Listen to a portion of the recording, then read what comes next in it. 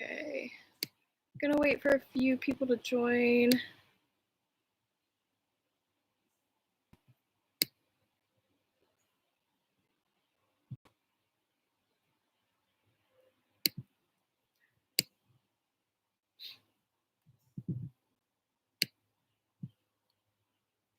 Okay, one person just joined. I'm gonna see if a few more people join before I get started.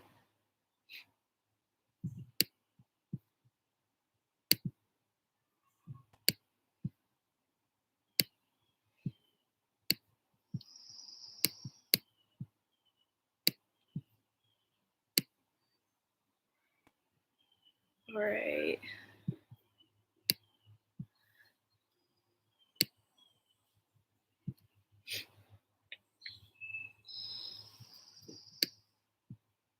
Still just one person. Okay, that's okay. I'll go ahead and get started. Hi, I'm Coach Tierney, and I'm going to be coaching the virtual programming session today. Sorry, my sister just walked up.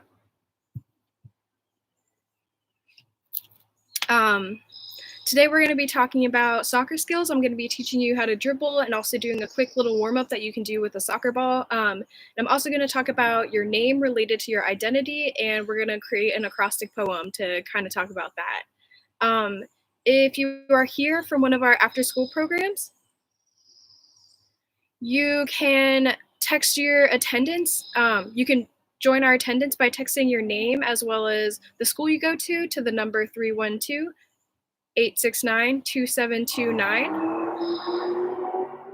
Okay, I'm outside, so excuse any of those noises that you might hear in the background. If you're having any technical problems, you can also text this number, and the person who's at the end of the number will be able to help you through those problems. Also, if the stream breaks down and if it stops working, you can reload the stream by doing girlsinthegame.org/live, and we'll be updating the link so that if we need to create a new stream that we can do that and we can just pick up where we left off. So for today's activities, if you would like to participate, you can use a soccer ball, but if you don't have a soccer ball, any ball should be able to work for this since we're not going to be really kicking it all too much. You will also need a piece of paper and a writing utensil to do this. I also have some cups that I'm going to be used in place of cones, but if you have cones, you can use those, or pretty much anything else that you can use to act as cones will work out for that as well. So before we get really started, I want to go over the 5-finger contract again. So if anyone is new to virtual programming, we're going to do our 5-finger contract like we do in our after school program, except it's going to apply to virtual programming. So it's going to be a little different. So the pinky finger, as a lot of you may know, is safety. The way we're going to be safe for virtual programming is by not sharing any personal information online. We totally encourage you to comment along on these videos so that you can answer our questions or maybe give any feedback that you want to, but it's really important that you don't share your full name as well as what school you go to in the comments, because we don't want anyone else to see it who might not be part of Girls in the Game. This finger is going to be for commitment. The way that we're going to be committed to Girls in the Game is by trying each activity to the best of our ability. All these activities are going to be really different from how sorry, something's coming up.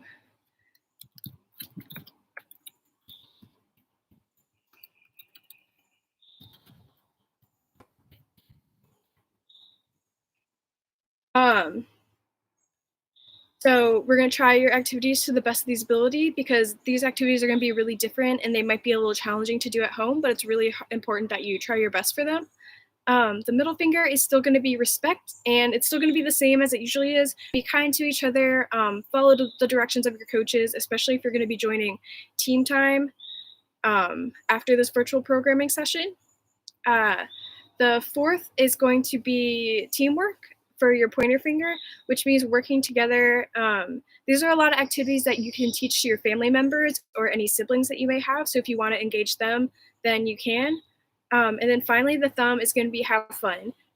These are all going to be different activities, and I really encourage you to try to learn something new and try your best to have fun today. With that said, I'm going to go ahead and start the warm-up that I have. Okay. So if you have a soccer ball, you can use that, but a lot of these you can just do without a soccer ball too if you need to. So we're going to start off with toe touches. So you're just going to tap it like this. And we're going to do that for 15 seconds. 1, 2, 3, 4, 5, 6, 7, 8, 9, 10, 11, 12, 13, 14, 15, 16, 17, 18, 19, 20. I decided to go for 20 instead. Okay, next you're going to pick up the ball and you're going to squat down, touch the ground, and go all the way back up. We'll do 15 of those. 2, 3, 4, 5, 6, 7, 8, 9, 10, 11, 12, 13, 14, 15. Okay, next, put your ball down and just do high knees. 1, 2, 4, 5, 6, 10, 12, 13, 14, 15. Okay, next, you're going to have your soccer ball in front of you. You're going to get on your hands and feet in a push-up position. And this is going to be a plank, but you're going to take your ball with one hand and roll it around the other one. So 1, 2, 3, 4, 5, and 6. Okay. Take a break for like 1 second and we'll try it again. If you have any water, you can get a sip of that.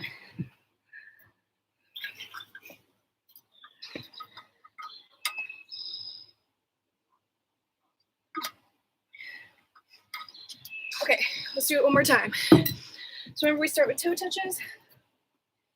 And 1, 2, 3, 4, 5, 6, 7, 8, 9, 10. Okay, then pick up the ball and go up. 1, 2, 3, 4, 5, 6, 7, 8, 9, 10. Then high knees again. 1, 2, 3, 4, 5, 6, 7, 8, 9, 10. I think I'm cutting off at the top. Can't really tell. Okay, and so back on your all fours like this, and we'll do 4 of these. 1,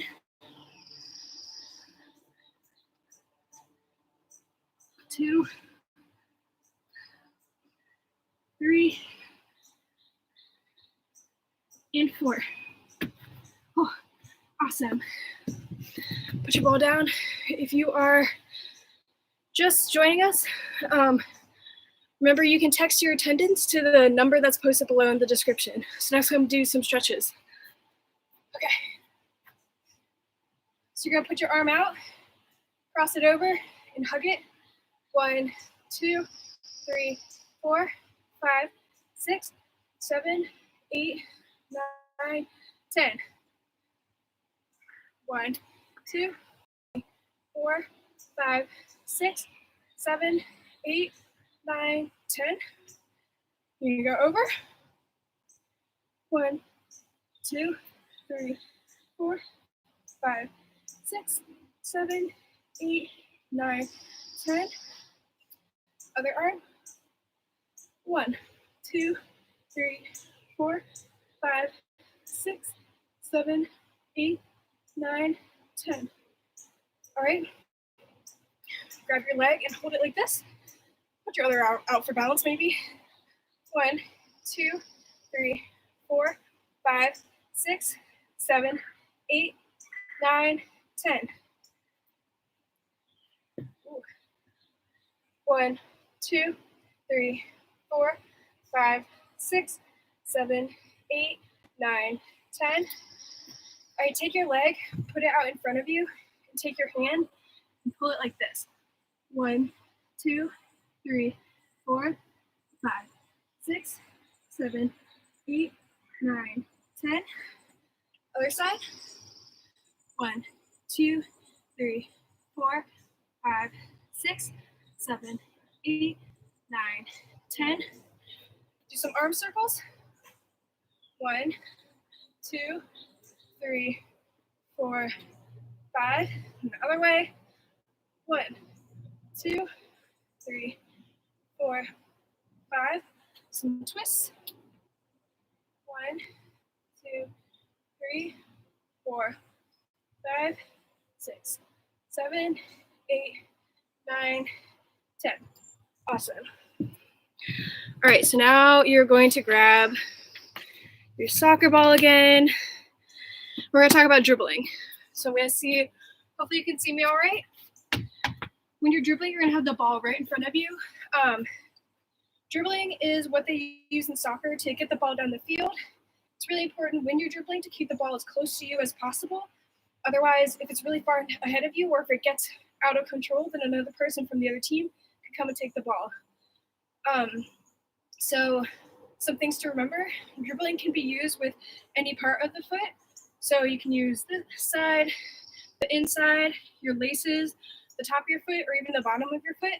But today I'm going to be focusing on the inside of your foot, particularly on your toes area to use for dribbling.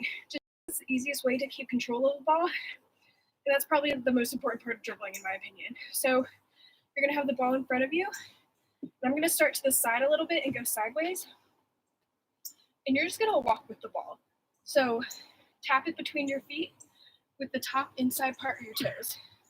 So just watch me going really slow at first. Just practicing, trying to keep control. And back. See, I already pushed it a little too far. All right. So a really important part of dribbling is making sure that you're not kicking the ball, that you're just lightly tapping it, because you want to keep control. Because of what I said before, if you kick it too hard and it goes far in front of you, someone can easily come and grab it from you, and you don't want that to happen during a soccer ball game. Another important thing during a game especially is to keep your head up. Try looking ahead as much as possible and not as much down at your feet. I wasn't being a good example of that because I'm still getting used to dribbling and I'm still practicing, but once you're getting pretty good at dribbling and you get the hang of it, you want to keep your eyes up so that you can see where you're going. And you can also make sure that no one's coming towards you and that you're making your way toward the goal. So I'm just going to go back and forth, go a little faster. And if you see me doing it, you can stop it with the top of your foot.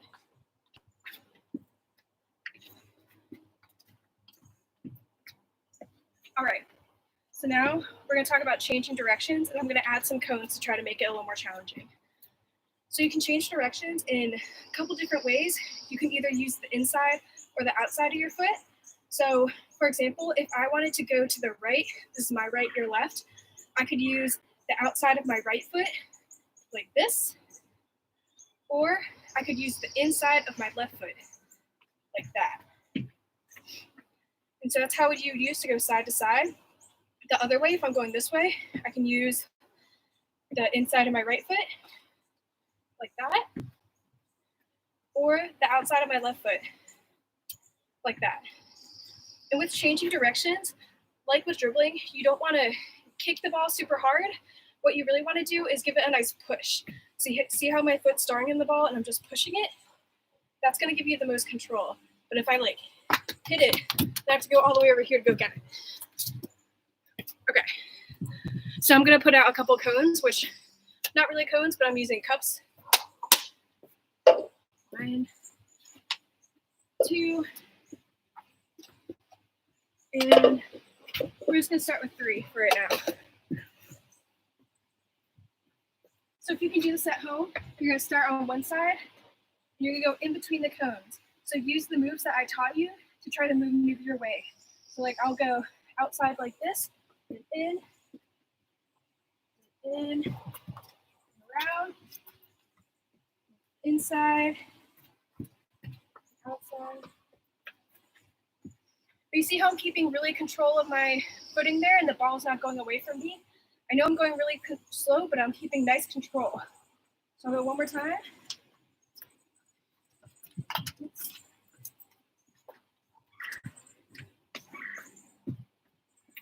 Like that.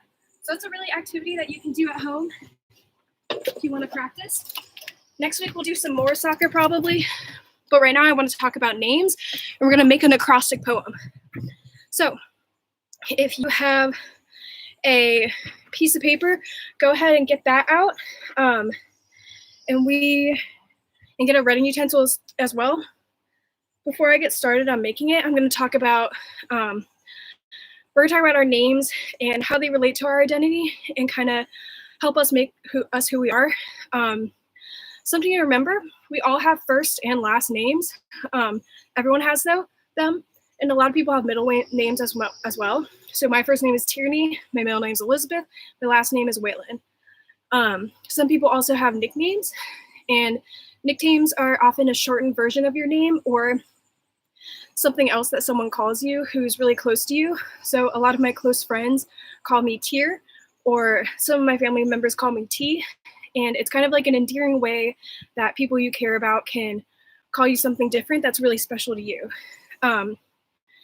Names can all have different kind of meanings. If you don't know the meaning of your name, I really encourage you to maybe ask a parent or a guardian or another family member what the meaning of your name is, or you can also look it up online. That's how I know I found out what the meaning of my name is. For example, Tierney means descendant of a lord, which has no significance to me, but it's still really interesting. Names can also be given to you to be named after someone. For example, my little brother's name is Peter, and he's named after my grandfather as well as my uncle. Peter's a family name, but also my name, Tierney, was actually my mom's last name. And so that name was passed down to me. All my cousins on her side have the last name Tierney. So it's really an interesting thing about my name that makes me feel really unique. So maybe ask your family members if your name came from somewhere, or if it wasn't passed down to you, maybe how they came up with your name or where it came from or how they really liked it.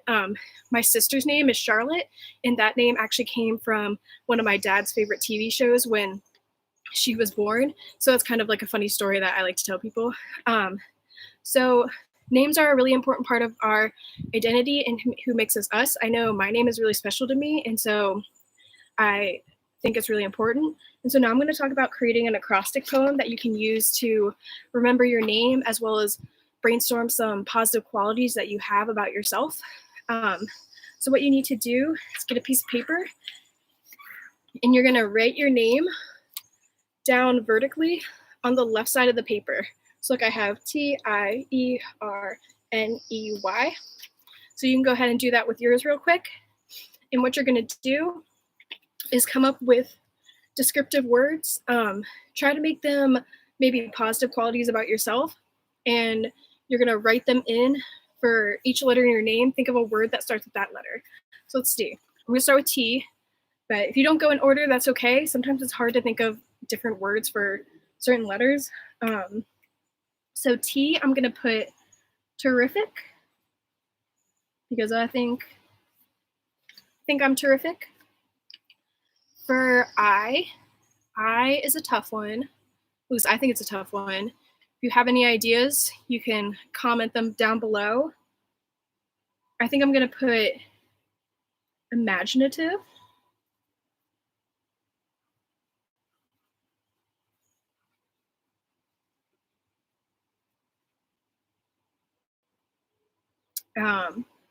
So I have that there.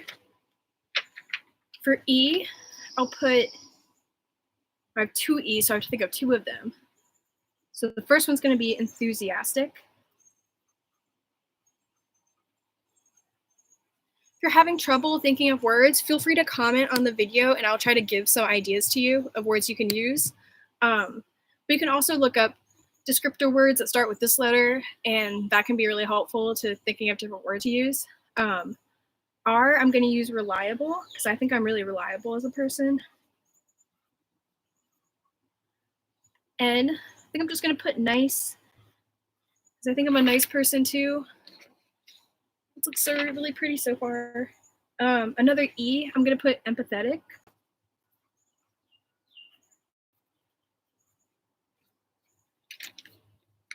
Like that. So far, so good. And Y, I think is really tough.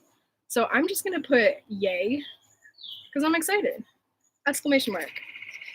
There we go. So for my name, Tierney, my poem says terrific, imaginative, enthusiastic, reliable, nice, empathetic, and yay. Which is how I like to end it. And then you can decorate this poem however you want to. So I don't know, I might add like some squiggles on the side. Ooh, just to make it look, give it a border to make it look pretty.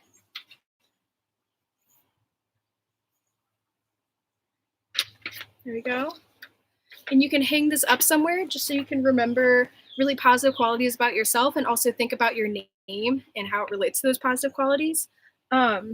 If you are joining us just now, if you are joining us kind of late and didn't get to see all of the video, that's okay, because when I'm done with this video, we're going to save it to a playlist on our YouTube channel, and you can go back and watch all of the coaching videos and learn a lot of cool things from all the other coaches as well. If you would like to be included in this week's attendance, what you'll need to do is text your name as well as what school you go to the number 312-869-2729. That number should be in the description box under the YouTube video. Yeah, if you would like to see other different, if you want to see other sessions that the other coaches are doing, you can come back to our YouTube live stream every day because we'll be posting coaching sessions every single day, all of us doing different things. If you are interested in joining our team time session, that's going to start in 7 minutes. It's going to be on a Zoom meeting. I should have sent you an email, and that has the link to the Zoom meeting, and all you should have to do is click on it and go to there. But you can also go to girlsinthegame.org/virtual, and that has all the information on it, as well as the times for the other team time sessions and the times for the other YouTube videos on there as well. So I'm going to go ahead and stop it here so I can go ahead and set up for the Zoom meeting, but really hope you enjoyed my session and can't wait to see you in team time. Bye.